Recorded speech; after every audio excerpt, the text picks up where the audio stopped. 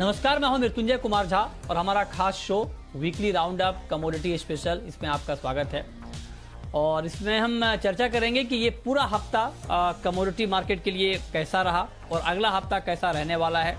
और ये हफ्ता चूँकि दिवाली के बाद वाला हफ्ता था तो मार्केट में थोड़ी हलचल कम रही, लेकिन हाँ ये है कि मार्केट कहीं ना कहीं ये संकेत बीच बीच में देता रहा कि आगे के लिए क्या ट्रेंड है। तो इसी पर हम बातचीत करेंगे। हमारे साथ तीन खास मेहमान हैं।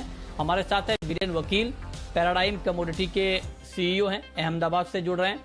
मुंबई से हमारे साथ हैं किशोर नारने, मोतीलाल ओसवाल के और रविंद्र राव, कोटक सिक्योरिटीज के। आप तीनों मेहमानों का बहुत बहुत स्वागत है इस खास चर्चा में। बीरेन जी, मेरा पहला सवाल आपसे होगा गोल्ड को लेकर, क्योंकि गोल्ड के लिए ये हफ्ता थोड़ा सुस्ती वाला हफ्ता रहा। 2% तक की गिरावट हमने गोल्ड में देखी पूरे हफ्ते में, और 50,000 के नीचे भी गोल्ड का प्राइस गया इस हफ्ते। क्योंकि जब भी वैक्सीन को लेकर खबर आई तो गोल्ड के मार्केट ने रिएक्ट किया उसके ऊपर। पहले फाइजर ने कहा कि 90% से ज्यादा इफेक्टिव है, तो उसका इम्पैक्ट हमने देखा। फिर फाइजर की दूसरी खबर आई कि अब 95% इफेक्टिव है वैक्सीन 95% लोगों पर, तो उसके बाद भी फिर गिरावट आई। तो मैं आपसे ये जानना चाह रहा हूं कि क्या अभी अगला हफ्ता भी गोल्ड के लिए दबाव वाला हफ्ता ही रहेगा, या आपको लगता है कि वैक्सीन की खबर का जितना इम्पैक्ट आना था वो आ चुका है, अब यहां से ज्यादा गिरने की गुंजाइश नहीं है? फिलहाल इसमें थोड़ा डाउन साइड मोमेंटम बढ़ रहा है। स्मार्ट मनी जिसको बोलते हैं हम, वो मनी आजकल क्रिप्टो एसेट्स में, डिजिटल कोइंस में जा रहा है। ईटीएफ में से भी हम आउटफ्लो देख, स्टिमुलस की बातों पे जो बड़ा उम्मीद था वो भी फिलहाल ये जो वॉर चल रही है बाइडेन ट्रम्प एडमिनिस्ट्रेशन की, वो ट्रांजिशन भी स्मूथ नहीं है, तो ये भी एक नेगेटिव फैक्टर है। लेकिन मैं ऐसा समझता हूँ कि जैसे ही ये दुविधा खत्म होगी और वापस स्टिमुलस की बात तो शुरू हुई है, तो मैं शॉर्ट साइड में थोड़ा सचेत रहना चाहता हूँ। मेरा फिलहाल नजरिया ऐसा है कि बाय ऑन डिप्स की रणनीति ही रखे, लेकिन रिस्क मैनेजमेंट में एक्स्ट्रा कॉशियस रहना चाहिए। वैसे भी हम आगे नाताल में बढ़ रहे हैं, तो जो लार्ज फंड है वो साइडलाइन हो जाता है। मैं समझता हूँ कि जो सीरियस तेजी है वो वापस फर्स्ट क्वार्टर में वापस आएगी, तब तक हम ये सीमित दायरे में रहेंगे। अच्छा, ठीक है। किशोर जी, आपका व्यू क्या है? मैं मतलब जब अगले हफ्ते की बात कर रहा हूं तो मैं उन लोगों के बारे में बात करना चाह रहा हूं जो लोग मान लीजिए गोल्ड में सिर्फ इंट्राडे के नहीं बल्कि थोड़ा पोजिशनल व्यू से भी ट्रेड करते हैं। मैं इन्वेस्टमेंट की बात को भी दूर रखता हूं, क्योंकि इन्वेस्टमेंट के लिए तो आप लोग कह ही रहे हैं लंबे समय से जी बिजनेस पर कि इन्वेस्टमेंट के लिए मार्केट बहुत अच्छा है, और जो लंबे समय के निवेशक हैं उनके लिए गोल्ड में बाइंग का मौका है, आगे उनको अच्छा खासा रिटर्न मिलेगा। लेकिन ट्रेडिंग के पॉइंट ऑफ व्यू से और खास करके पोजिशनल ट्रेडर के पॉइंट ऑफ व्यू से क्या 50,000 के आसपास का लेवल बाइंग का लेवल है? और अगर है तो अगले हफ्ते के लिए क्या टारगेट माइंड में रखना चाहिए? मेरे हिसाब से ऐसी 50,000 जो है इंडिया में राउंड फिगर है, बट आई थिंक उसका इतना इंपॉर्टेंस नहीं है। मेरे हिसाब से 48,500 49,000 बेहतर लेवल से, 1830 1820 जो डॉलर लेवल्स जो है, आई थिंक वो बेहतर लेवल से। एनी टाइम आपको 49,000 के अंदर मिलता है, 48 49 के बीच में, तो मुझे लगता है काफ़ी अच्छा बाइंग हो सकता है। बट जहाँ तक शॉर्ट टर्म का व्यू है, मतलब आप 1-2 महीने के अंदर का अगर व्यू अगर पूछें, तो खास करके जो दिसंबर क्वार्टर जो नॉर्मली होता है कि तेजी का क्वार्टर होता है, दिसंबर स्पेशली जो मंथ है, but typically already we have seen काफी हद तक इसमें जो मार्केट में जो तेजी देख चुका है, तो मेरे हिसाब से एक रेंज बाउंड मार्केट एक्सपेक्ट कर सकते हैं। फ्रेश ट्रिगर्स नहीं है, जैसा आपने बताया, थोड़ा वैक्सीन का न्यूज आता है, थोड़ा गिरावट आ जाएगा, उसके बाद इमीडिएटली पुल बैक भी देख रहे हैं, उतना तेजी से वापस 50,000 के ऊपर आके खड़ा हो जाता है मार्केट। दूसरा सबसे बड़ा इंपॉर्टेंट जो है, डॉलर का जो वीकनेस जो है, वो मैं अगले साल में डॉलर का वीकनेस मेरे हिसाब से 15 से 20% डॉलर वीक हो सकता है ग्लोबल करेंसीज के सामने। वो एक बहुत अच्छा पॉजिटिव फैक्टर रहेगा गोल्ड के लिए।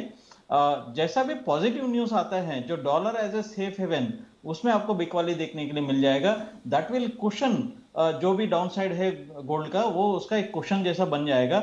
मेरे हिसाब से डॉलर टर्म्स में आपको तेजी बिल्कुल मिल जाएगा जनवरी के बाद। तब तक एक रेंज बाउंड मार्केट एक्सपेक्ट कर सकते हैं।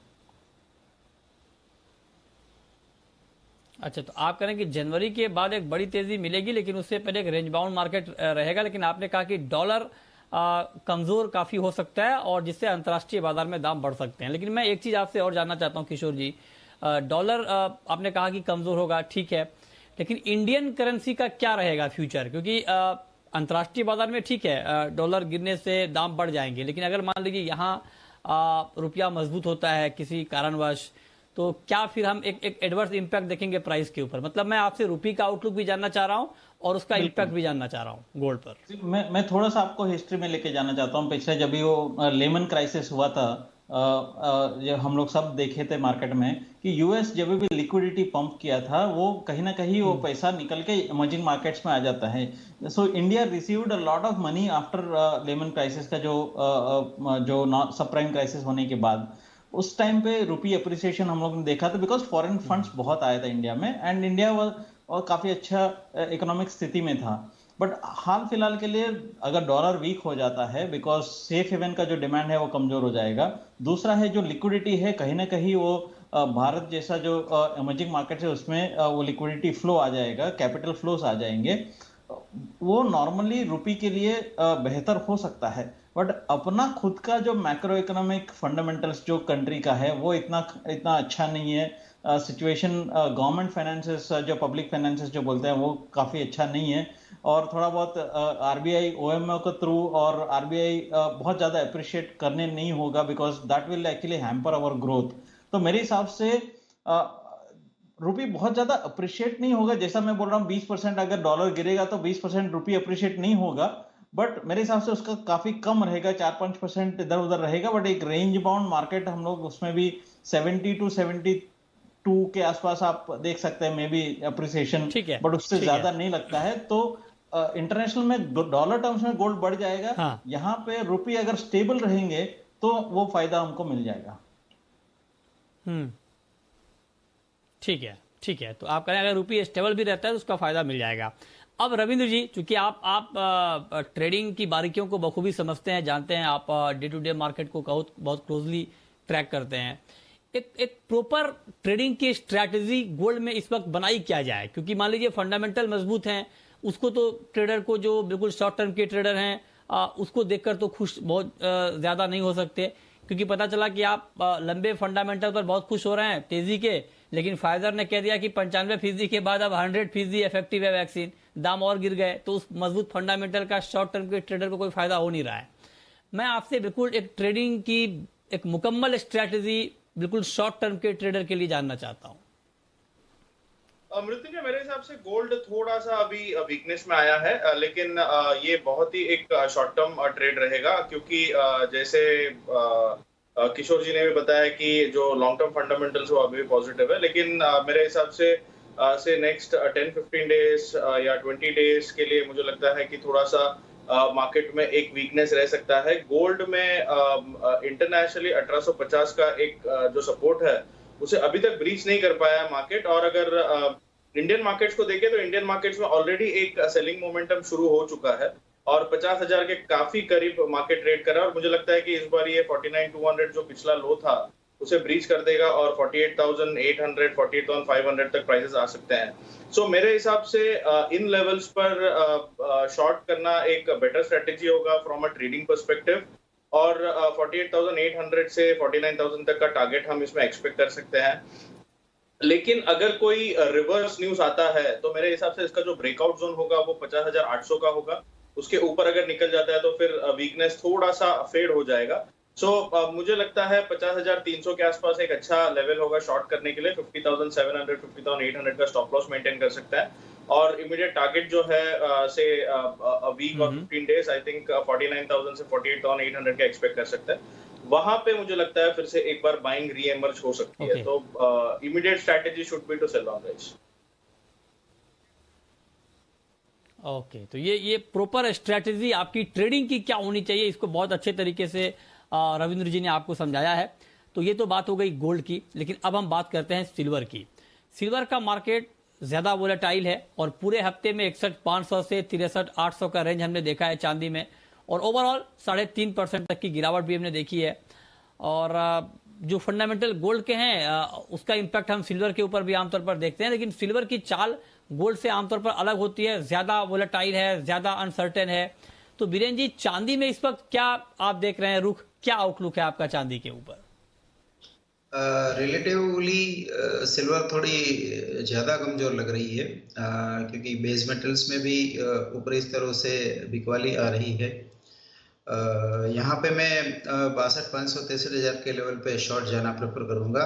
64,000 के आसपास का स्टॉप लॉस होगा, और 60,500 700 के आसपास का लक्ष्य रहेगा। ओके, आपका क्या व्यू होगा किशोर जी? आमतौर पे आप ये कहते हैं कि इन्वेस्टमेंट से बचना चाहिए क्योंकि बहुत ज्यादा रिस्की है और बहुत ज्यादा वोलेटाइल भी है चांदी, बिल्कुल है भी, हम देखते भी आ रहे हैं प्राइस मूवमेंट को। लेकिन ट्रेडर को भी क्या अभी अवॉइड करना चाहिए ट्रेड चांदी में, या उनके लिए कोई गुंजाइश है, कोई ऑप्शन है, कोई पोटेंशियल अभी आपको दिख रहा है चांदी में? सर चांदी भी ऐसा है तो आपको ऊपर में आई थिंक 63,000 62,800 का आसपास का आपका जो ऊपर का जो लेवल्स का रेजिस्टेंस आ जाएगा। नीचे में आपको 58,600 58,500 का आसपास का जो levels, I think this range, ये रेंज थोड़ा कंटिन्यू हो सकता है। एज ए वैल्यू बाइंग अगर मैं देखता हूँ तो प्रॉब्ली जहाँ पे भी 56 57,000 के आसपास आता है तो मुझे इसमें वैल्यू बाइंग दिखता है, वहां से आप खरीद सकते हैं। जैसा आपका दिवाली प्रोग्राम में बोला है कि मैं लॉन्ग टर्म में सिल्वर वापस 85 88,000 तक भी जा सकता है, तो लॉन्ग टर्म अभी भी बरकरार है। But I think short term में मुझे रेंज दिखता है। वैल्यू बाइंग जो इन्वेस्टर्स होते हैं वो शायद आपको 57 के आसपास इसको खरीदने का सोचना चाहिए। ठीक बात है। तो रविंद्र जी, आप भी, आपका क्या रुख होगा अगर मान लीजिए कोई पोजिशनल ट्रेड लेना चाह रहा हो सिल्वर में, तो क्या क्या उनके लिए ट्रेड बनेगा अभी? पोजिशनल ट्रेड के लिए मेरे हिसाब से मृत्युंजय थोड़ा सा रुकना चाहिए।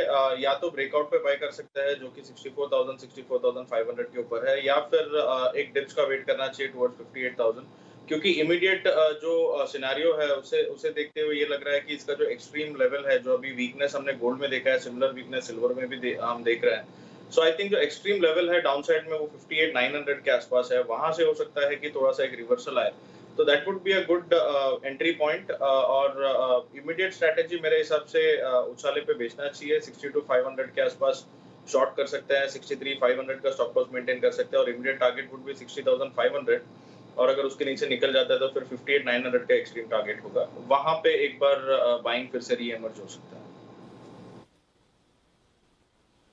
ओके, तो ये राय आपके लिए है सिल्वर में कि सिल्वर में आपको करना क्या चाहिए। अब हम बात करते हैं क्रूड की, और क्रूड का मार्केट भी इस हफ्ते काफ़ी सुर्खियों में रहा। सुर्खियों में इसलिए कि जब भी वैक्सीन की खबर आई तो भले ही गोल्ड और सिल्वर के दाम गिरे हों, लेकिन क्रूड में हमने अच्छी तेज़ी देखी बनती हुई, क्योंकि क्रूड मार्केट को ये लगता है कि वैक्सीन की अच्छी खबर आ गई तो मतलब ये कि इकोनॉमी की सेहत सुधरेगी और डिमांड बढ़ेगी, और उसी के दम पर मार्केट बार बार तेजी की कोशिश करता है, लेकिन ये कोशिश कामयाब नहीं हो पाती है, और हर तेजी के बाद बाजार एक बार फिर से बिकवाली का शिकार होता है, क्योंकि फंडामेंटली अभी भी क्रूड मार्केट के लिए चिंता बनी हुई है। और यही सवाल मैं किशोर जी आपसे पूछना चाहता हूं कि भले ही वैक्सीन को लेकर खबर आ जाए, लेकिन अभी भी जो ग्लोबल मार्केट है वहां पर कोरोना को लेकर चिंता बनी हुई है, लगातार मामले दुनिया भर में कोरोना के बढ़ रहे हैं, और डिमांड को लेकर एक बड़ा कंसर्न है और ये रहने वाला है, और इसीलिए कोई तेजी टिक नहीं पा रही है। अब 30 नवंबर को ओपेक की बैठक भी है, और माना जा रहा है कि इस बैठक में उत्पादन कटौती की समय सीमा बढ़ाने के ऊपर कोई फैसला हो सकता है। तो क्या इंपैक्ट आप देख रहे हैं प्राइस के ऊपर, और क्या ट्रेंड आप देख रहे हैं आगे क्रूड का? यस मृत्युंजय, जैसा आपने बताया उसी न्यूज से एक्चुअली मार्केट थोड़ा सा पॉजिटिव हो गया है लास्ट फ्यू डेज। और वैक्सीन के न्यूज, जैसा आपने बताया कि वैक्सीन के न्यूज पॉजिटिव सेंटिमेंट्स तो ले सकता है, लेके आ सकता है क्रूड का मार्केट में, बट जो एक्सेस सप्लाई जो है, मतलब जितना डिमांड है उससे ज्यादा सप्लाई का क्षमता रखता है अभी फिलहाल के लिए। तो अब मैं बोलता हूँ कि सिर्फ ओपेक और रशिया के बीच में करीब करीब 8 मिलियन बैरल का सरप्लस कैपेसिटी है। प्रोड्यूस नहीं कर रहे हैं आज, बट अगर जब भी अगर प्राइस ऊपर जाता है तो इतना मार्केट में आ सकता है। एक दूसरे साइड शेल ऑयल के आसपास आपको अनदर 500,000 बैरल का आपका वहां पे सरप्लस प्रोडक्शन कैपेसिटी है। मेरे हिसाब से 45 के ऊपर WTI हाई और 50 के ऊपर ब्रेंट टिक पाना बहुत मुश्किल है, और मतलब we are done for a very long term actually इसमें, कि इसके ऊपर आपको जो भी आता है दैट इज अ फ्रीक जो है वो ट्रेड है। आई थिंक वहां से इसमें बिकवाली ही करना चाहिए। शॉर्ट टर्म में यस मैं तेजी में हूँ, प्रॉब्ली आपको 3200 3230 तक भी इसमें मिल सकता है शॉर्ट टर्म में। 3145 के आसपास थोड़ा सा डिस्टेंस है, बट मेरे हिसाब से वहां के उसके ऊपर 70-80 रुपए का जगह है। बट मैं एनीथिंग अबव 3150 इसमें बिकवाली करके चलना चाहता हूँ। हाँ ठीक है, तो तेजी अगर आती भी है तो आप ये ना सोच लें कि ये तेजी बढ़ के 50, 60 और $65 तक चली जाएगी। किशोर जी ने भी यही बात कही कि 45 के ऊपर टिकना बहुत मुश्किल होगा। तो आपकी ट्रेडिंग स्ट्रेटेजी रविंद्र जी क्रूड में अब नितिन जी, मेरे हिसाब से भी शॉर्ट टर्म में बाइंग ही रहेगी, क्योंकि थोड़ा सा ब्रेकआउट लेवल पे है क्रूड, और जो भी पॉजिटिव न्यूज है इकोनॉमिकली सेंसिटिव कमोडिटीज में, वो क्रूड को भी सपोर्ट कर रहा है। हालांकि नवंबर एंड में जो ओपेक की बैठक है, आई थिंक वो एक मार्केट मूवर रहेगा, तभी तक हो सकता है कि प्राइसेस थोड़ा सा पॉजिटिव रहे। मेरे हिसाब से भी 3250 3225 का एक टारगेट होगा, immediate target, which might extend till 3350। तो अगर डिप्स आता है तो एक बार बाई करके चल सकते हैं। स्टॉप लॉस होना चाहिए अराउंड 2980 का, और 3040-50 तक आता है तो एक बार बाई कर सकते हैं। ठीक है, बीरेन जी आपका व्यू सर क्रूड के ऊपर अब? क्रूड में फिलहाल हल्का सा अपसाइड का व्यू है। 3080-70 के आसपास बाइंग, 3220 का टारगेट और 2990 का स्टॉप लॉस। अब बात करते हैं बेस मेटल की, और मेटल में किशोर जी मैं आपसे जानना चाहता हूं कि कॉपर और जिंक, ये दो काउंटर आपको अभी मेटल में पोजिशनल ट्रेड के लिहाज से, या आप कहें कि शॉर्ट टू मीडियम टर्म के ट्रेड के लिहाज से कैसे लग रहे हैं? आई थिंक दोनों अच्छा लग रहा है, बट आई थिंक मॉडरेटली आप बुलिश बोल सकते हैं दोनों को। कॉपर मुझे लगता है कि आई थिंक 549 552 तक भी जा सकता है अपसाइड में, और जिंक जहां तक आई थिंक 227 228 तक जिंक जा सकता है। तो आई थिंक दोनों में बुलिश है। आई थिंक मेरे हिसाब से लेड भी काफी बेहतर लगता है मुझे। आई थिंक लेड प्रॉब्ली 158 160 तक भी लेड जा सकता है। सो आई थिंक अगर कंपैरेटिवली देखें तो लेड इवन बेटर लग रहा है। इवन मेटल डेक्स भी आई थिंक जो बेस मेटल का जो इंडेक्स है मेरे हिसाब से 13,200 से लेकर 13,280 तक भी इसमें अपसाइड पोटेंशियल है। तो आप कह रहे हैं कॉपर जिंक यहाँ पर बाइंग करने का मौका है। 557 के टारगेट के लिए आप कॉपर खरीद सकते हैं, और 225 के टारगेट के लिए जिंक दिसंबर वायदा में बाइंग कर सकते हैं। 218 के भाव पर 215 के स्तर पर आप स्टॉप लॉस लगा सकते हैं। अब बीरेन जी सर मैं आपसे जानना चाहता हूं एग्री मार्केट के ऊपर। ये तो बात हो गई नॉन एग्री की, बुलियन की, क्रूड की और मेटल की। एग्री में आपको सोयाबीन और कॉटन, ये दो काउंटर अभी ट्रेड के लिहाज से कैसे लग रहे हैं? सोयाबीन भी काफी स्ट्रॉन्ग बुल मार्केट है, डिमांड ड्रिवन बुल मार्केट है। और कॉटन में भी शॉर्ट टर्म अच्छा सा मोमेंटम है बाइंग साइड का। वैसे देखें तो सभी एग्री मार्केट में, स्पेशली ऑयल सीड कॉम्प्लेक्स, सभी का सभी मुझे काफी अट्रैक्टिव लग रहा है। मोमेंटम भी अच्छा है, फंडामेंटल्स भी अच्छे हैं। फिलहाल सोयाबीन बाय करना है तो 480 पे बाय प्रेफर करूंगा। 4680 का स्टॉप लॉस रहेगा, 4680 टारगेट रहेगा, और 4380 का स्टॉप लॉस रहेगा। ठीक है, तो आप कह रहे हैं कि कॉटन और सोयाबीन में बाइंग का मौका है। रविंद्र जी आपके हिसाब से ग्वार सीड और कॉटन सीड ऑयल केक, क्योंकि कॉटन सीड में भी बड़ी तेजी आती हुई दिखी है, तो क्या ग्वार सीड में और कॉटन सीड ऑयल केक में अभी भी अपसाइड की गुंजाइश है? ट्रेड लेना चाहिए यहाँ? बिल्कुल Mrityunjay, cotton seed oil cake में पॉसिबिलिटी है कि 2100 से 2120 तक के प्राइसेस हम देख सकते हैं। अच्छा खासा रन अप हुआ है, लेकिन अभी भी और थोड़ा सा अपसाइड मुझे लग रहा है कि आ सकता है। सो अगर यहाँ से 2000 के आसपास अगर डिप आता है तो बाइंग कर सकते हैं फॉर अ टारगेट ऑफ 2100 120। और गुआर सीड में हमने एक अच्छा खासा करेक्शन देखा है पिछले दिनों में, और 3950 का एक स्ट्रॉन्ग सपोर्ट है। अभी अराउंड 4060-65 के आसपास चल रहा है। सो मेरे हिसाब से फिर से ये 4250 4300 तक का लेवल दिखा सकता है। क्रूड में भी थोड़ी सी पॉजिटिवनेस है, तो दैट माइट सपोर्ट सो मेरे हिसाब से 3,950 का स्टॉप लॉस रख के एक बार गोवा स्ट्रीट को 4,050 के आसपास बाई कर सकता है। टारगेट ले सकते हैं इसमें 4,250। ओके, तो ये रहा है आपकी एग्री मार्केट में कि कहाँ पर ट्रेड लेना चाहिए। बहुत शुक्रिया रविंद्र जी आपका, किशोर जी आपका और बीरेन जी आपका हमारे साथ इस खास चर्चा में जुड़ने के लिए और बताने के लिए कि agri market non agri market में अगले हफ्ते किस तरह का ट्रेंड दिखेगा, किस तरह का ट्रेड लेना बेहतर रहेगा और ये हफ्ता मार्केट के लिए कैसा रहा। तो फिलहाल इस खास पेशकश में इतना ही।